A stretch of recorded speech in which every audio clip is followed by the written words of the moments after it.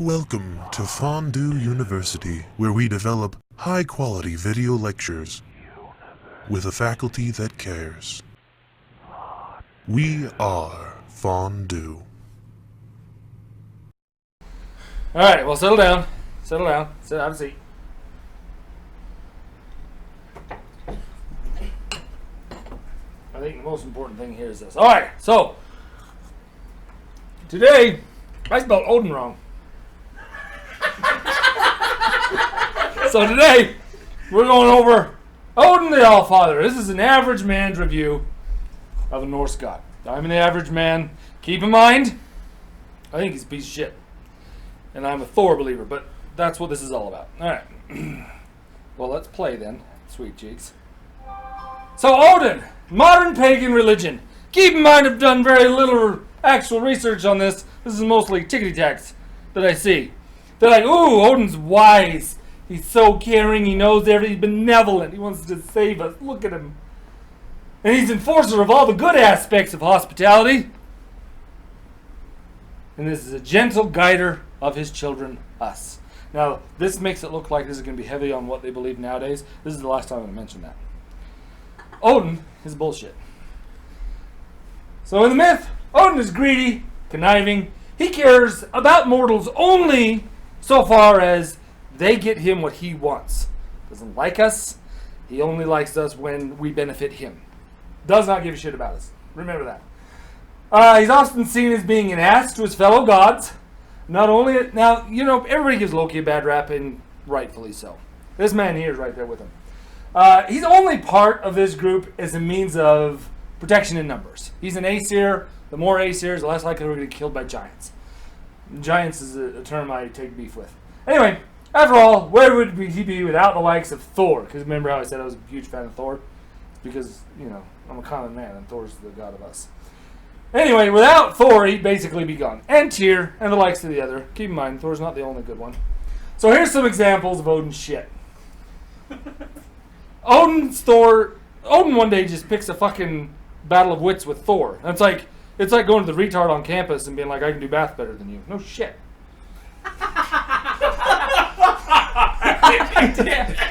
The meat of poetry, 3 times he abuses. Now, I'm going to say the word giants, and we all think that's evil. But giants is Jotun. It doesn't really mean large. It means chaos. Giants are chaos. 3 times he beats a dick to giants with no provocation. The binding of Fenrir, the wolf that's going to kill him and eat everything. He's responsible for that whole situation. We'll go into that in a minute. The slaying of Ymir, the first giant, the first of the Jotun, who was basically suckling on the teat of a cow, minding his business, and when he'd sleep, he'd get the sweats, and those sweats turned into giants. And they're like, you know what, fuck this guy, let's kill him. And the building of the Wall of Asgard, you know, I thought, once I got into it, I was like, well, that's really more, all the gods except for Thor were involved in that, and so, whatever. And then there's some other brief examples. So let's start off with Greybeard. This is when fucking dipshit Odin picked a fight with Thor. Like, why? So Thor, he's on his way back. He's been out slaying giants, as Thor does. Slaying the Jotun, killing, keeping Asgard safe, doing the things. He comes across the river, and there's a ferry on the other side. He's like, hey, ferryman, send me across. And the ferryman's like, you know what? I fucking hate you. Guess what? And he starts boasting about shit he's done. And Thor's like, well, F you, I'm Thor. I've kicked the shit out of a lot of things. And they get into a battle of wits that Odin wins again. Duh. And why? I mean, was he just feeling bad? Did somebody make fun of him that morning? He's like, I gotta go pick on the retard to feel better about myself? And so he did. Anyway, the Viking spirit, like, so I started quoting like the chapters I was talking about early on and then I forgot later. This book, highly recommended. It's a really simplified introduction into Norse mythology, and it'll teach you. The Viking Spirits by Daniel McCoy. This was chapter 32. Wonderful book. So that was that. He just picks a fight. He just for no reason. Odin's like, hey, Thor, I'm feeling a little down on myself. Fuck you. And Thor's like, dude, I need to get across this river. After he was keeping Asgard safe. Okay, so now we have the meat of poetry. Nothing to do with Thor. So let's just do, so in the saga of the meat of poetry, several Jotun lives were ruined by Odin. So, he straight up murders 9 of them. Thralls. So Thrall in this is just essentially kind of like a slave, but not quite, workers of this guy, Sutin's brother's farmlands. They're just workers. And he's like, you know what? I need to destroy his brother's economy so that I can get something I need out of him. So I'm going to kill all of his work labor. That's great, right? Fuck you. All right. And then Odin convinces the brother to help him do some work, and then gets in trouble. We'll go into this more later. And then he woos Sutin's brother, or not brother's daughter, has sex with her a few nights, and he's like, ooh, boy, this sex and this love is so good. If I could just have a little sip of that mead. A little sippity sip of that mead over and over again. What an ass. Anyway.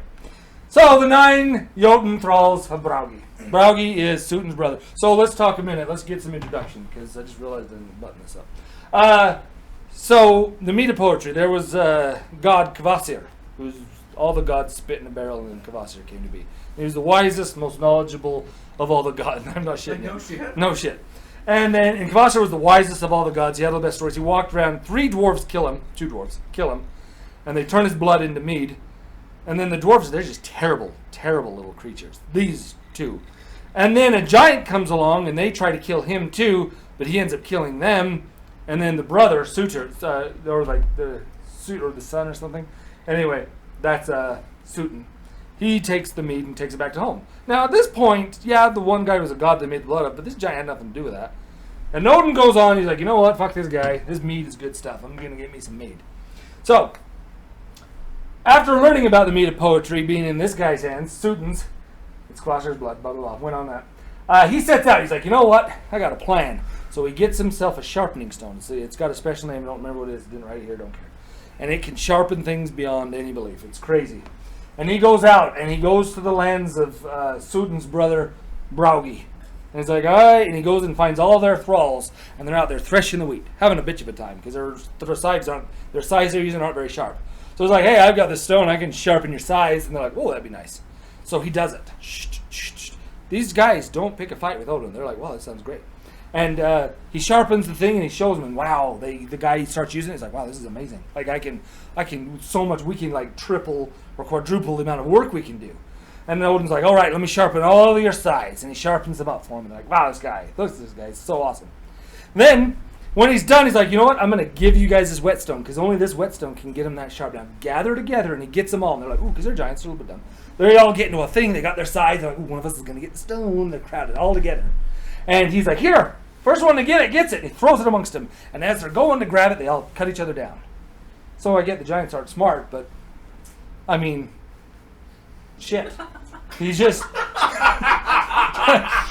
So basically all this guy's... And so not only does he just straight up kill 9 people out of the blue, this guy, Braugi, his farmlands are now destitute. He's like, shit, I'm not going to be able to get this harvested in time.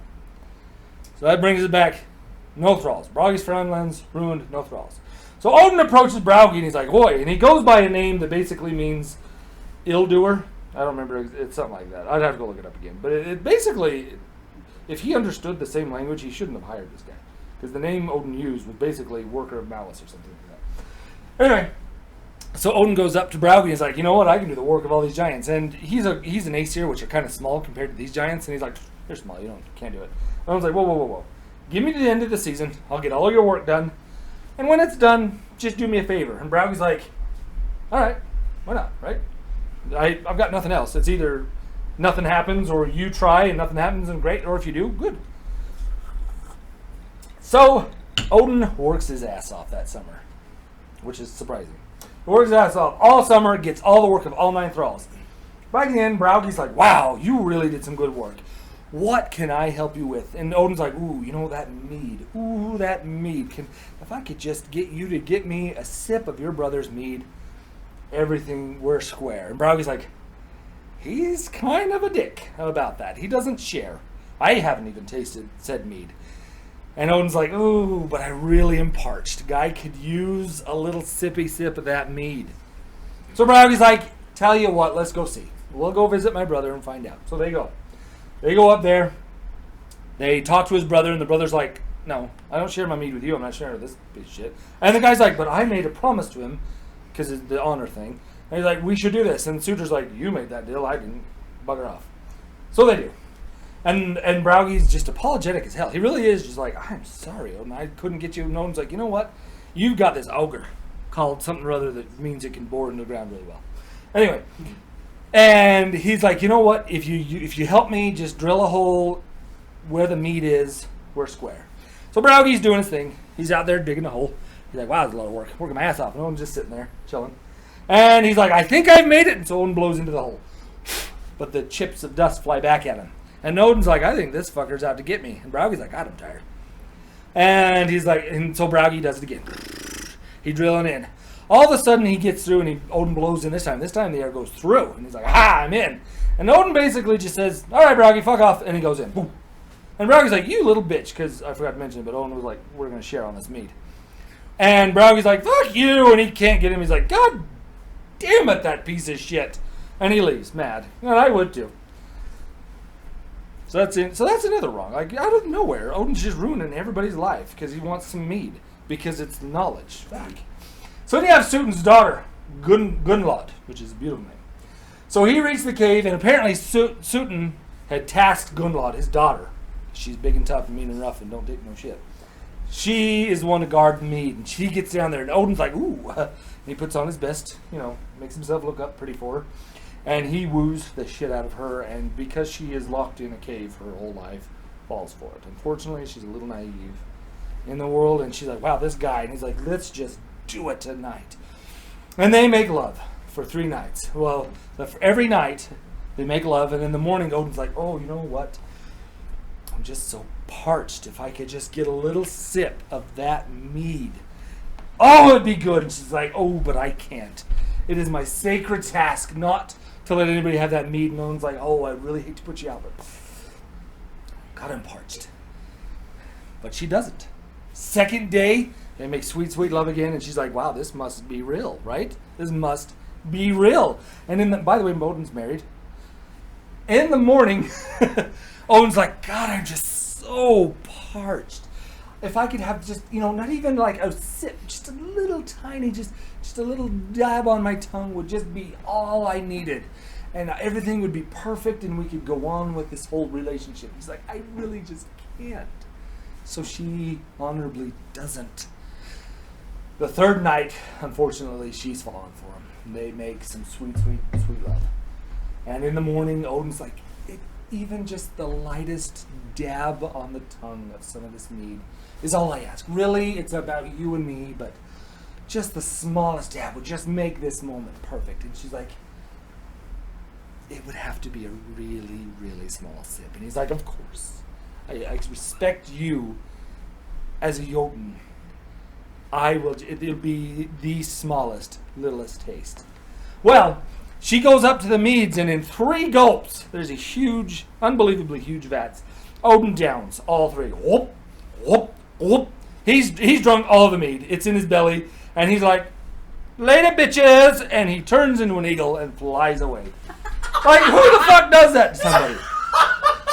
Oh, we'll go back here. Hold on, I went too far. Why are we going that way? Anyway, so at the end of this thing, Sutun is like, the fuck's that eagle with a big belly doing? He turns into an eagle. He hightails it after Odin. Like, I'm not a huge fan of Sutun, because he is kind of greedy. But, fuck, that's like the least person that Odin's hurt in this whole situation. Odin is flying back, and he can't hold it all in, because it's in his belly. So he had the other gods at home preparing a massive vat to hold all the mead. And on the way, some of it dribbled out of his mouth, and that actually is where we get a lot of our poets. They may have sipped on that or something. Anyway, he makes it back before Sutun, and Thor's there, so of course Sutun's not going to be able to do anything, because Thor can win anything with his eyes shut. And he belches it all up into the vat, because that's what you do.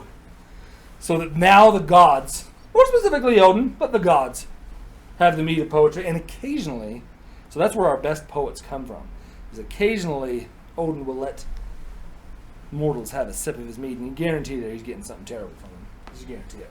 Anyway, so that's how he ruined a bunch of people's lives, just so he could have some mead. Then you have Fenrir. So Loki did it several times with Angrboda, a giantess. They had many children. They had Hel, which is a gal that's the thing of the underworld. Half her face was dead, the other half wasn't. They had Fenrir. He was just, at the time, he was a tyke. And him and Tyr got along so well. Him and Tyr were the best of friends. He petted him, loved him. and Jormungandr, which they just threw into the ocean. Like, fuck that.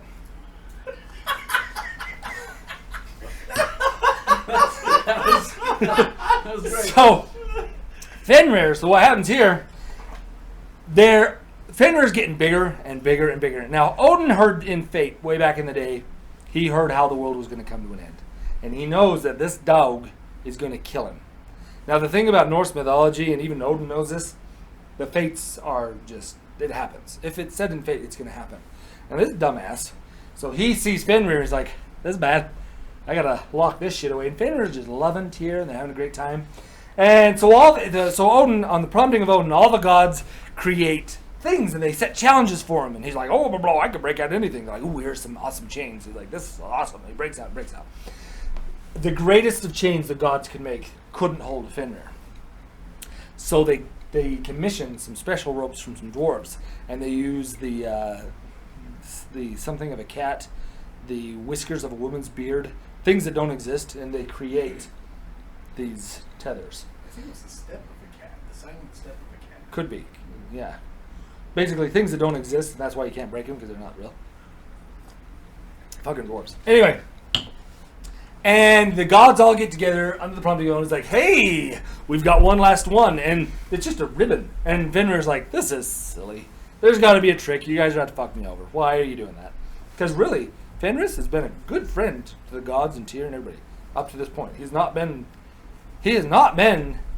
angry, or he's not been an enemy to them in any way. He's been a friend. And he's like, I'm starting to not trust you, so I don't want to do it. And the god's like, no, do it. He's like, nah, I'm fine. It's good. And he's like, and they kept pushing, because that's what you do when you're gods. And they're like, fine, one of you has to put your hand in my mouth. And if I can't break free, I'm going to bite the hand off. And if I can, then everybody's fine.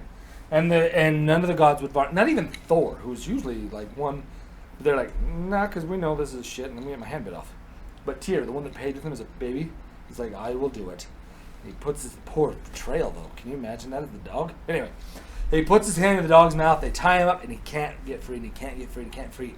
So he bites off Tyr's hand. So if you ever wonder why Tyr only has one hand, it's because of that. And at the end of that, he basically says to the gods, he's like, I could have been your greatest ally, but I will see you dead, Odin. I will see you dead. And I don't blame him. Fuck off with Odin.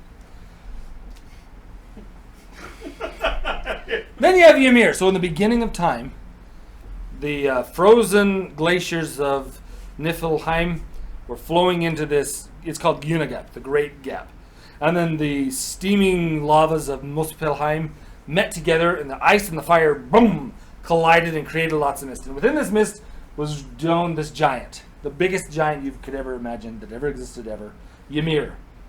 And for whatever reason, a cow. Let me see if I have the name here somewhere. Audhumbla, something like that. I don't know where the cow is never explained. It's just like there's a cow and he's just laying on the ground underneath them teats and just sucking away. And then at night he sleeps and he gets the sweats. Those sweats become giants. And that cow, again, randomly, there's a piece of salt lick that the cow's licking, because that's what cows do. They lick salt lick. And from that comes the very first god. I don't remember his name, but it's something. It's like Bor or something, like a Bor or something like that. Anyway, that god has children, and then that god has other children, all with giants. So the Aesir gods are all giant related, because the first one mated with the giants, and the giants are having a great time. But the sons Odin, Vili, and Ve, which I don't. Oh yeah, Vili, Ve. Which Odin, Vili, Ve. Come on. Anyway, they are like, you know what? There's all these giants, and we're going to become the minority, because they're a little bit xenophobic. They're like, if you let the giants procreate, they're going to become the majority, and then they'll have to vote. So they said they're like, we got to kill Ymir. So they do. They kill him. They straight up kill him. They use his skull as the sky. They take all of his blood, and it becomes the oceans. They take his bones and sinew, and they grind it up, and it becomes the rocks of the earth. They take his eyelashes, and they make a little circle in the middle, and that's where Midgard sits. And those eyelashes are a wall that protects us. And the clouds are Ymir's brains. So that's interesting. So they just straight up kill him. They're like, you know what? We can't have the giants getting the vote, so they kill him. He didn't do anything but suck on the teat of a thing. And when they killed him and all that blood, it basically did the Great Flood story that everybody hears about, and they killed most of the giants, but some lived because that's how things work. Yeah, just kill him. Like, this Odin guy. So this one is when I actually got here, I was like, oh, actually, it was mostly Loki. So what happened is Thor was out campaigning, killing trolls and things, because he's a one-man superhero. He's the best thing that ever lived. And the gods are like, we could be attacked, and we are going to die. If we are attacked without Thor here, we're going to be overrun and killed. Because they're just, the Jotun are just many, and these guys are kind of dicks, so they're kind of a target. All of a sudden, Stonemason arrives. And he's like, I can build your wall in 3 seasons. It'll be perfect, and the only thing I want is the hand of Freya in marriage. And Freya was like, that ugly piece of shit, fuck that. And the other gods were like, well, come on, he'd be a great husband, because then we'd have our wall. And she's like, oh, well, then go marry him yourself, you piece of shit. And she was not having it. She put up a storm, was like, fuck you all. But Loki's like, you know what, guys, god damn it. Let's just alter the rules. So he's like, let's tell him he has 1 season to build it. He can't build it in 1 season. Nobody can build this in a season. So we'll have enough of the wall that we can finish it, and Freya won't be married. So they do that. And Odin's like, fuck yeah. Because Odin and Loki are blood brothers. We have no idea why. If everybody says they're blood because there's this, that's the story they made up. That's fine. That's what Norse mythology is for. But that's not actual mythology. We don't know. I think it's because Odin's a cunt.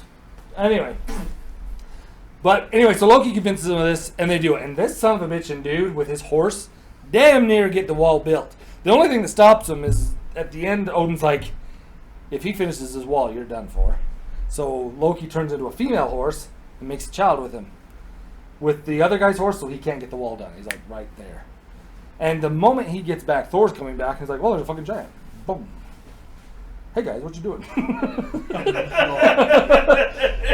And Odin's horse Sleipnir with the 8 things that's so fast is Loki's child. He is the mother of that horse.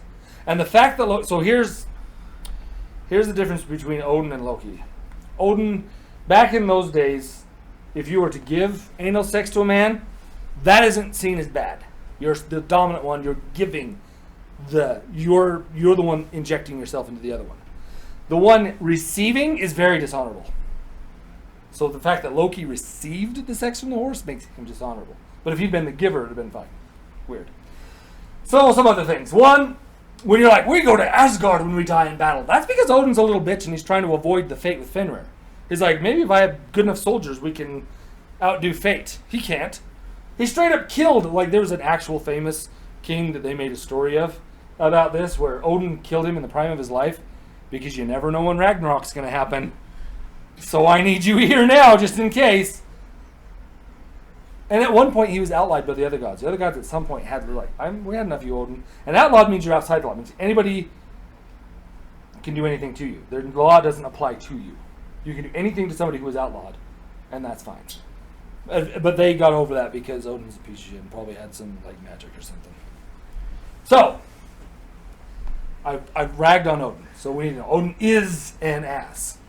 But he is also necessary for the world. Because if he hadn't have killed Ymir, well, then we wouldn't have a world that you and I live in. And even though he doesn't give a shit about us, he is responsible for our existence. He and his brothers created mankind. The other thing I do like about Odin is he does have these code of conduct where it's like, treat others with respect until they don't treat you with respect, and then open bar. Defend yourself. Don't be taken advantage of. And I like that. It's like, treat people with respect that deserve respect, that have shown honor. But if they haven't shown honor, stab in the back. I do enjoy that. However, he often is the perpetrator. He's often should be the one attacked by not treating people with that. So, I mean, he's not a good human. But he's very necessary, according to this mythology, for our existence. So, in conclusion, he is not an all-knowing, though he can't see everywhere. He is not benevolent father that I see in a lot of posts. It's just jerks my chain when I see it. But he's an unhanded murderer. He only cares about his own power, and he will do anything to get it. So that's the thing. He is the patron of the ruling class and outlaws, because in those days they didn't see a lot of difference between like your kings and the outlaws. Because really, look at people in power. They're often underhanded, dirty little pieces of shit, like Odin. but doesn't necessarily mean they're not necessary in some regards. There is that. That's it. Oh, that was lovely.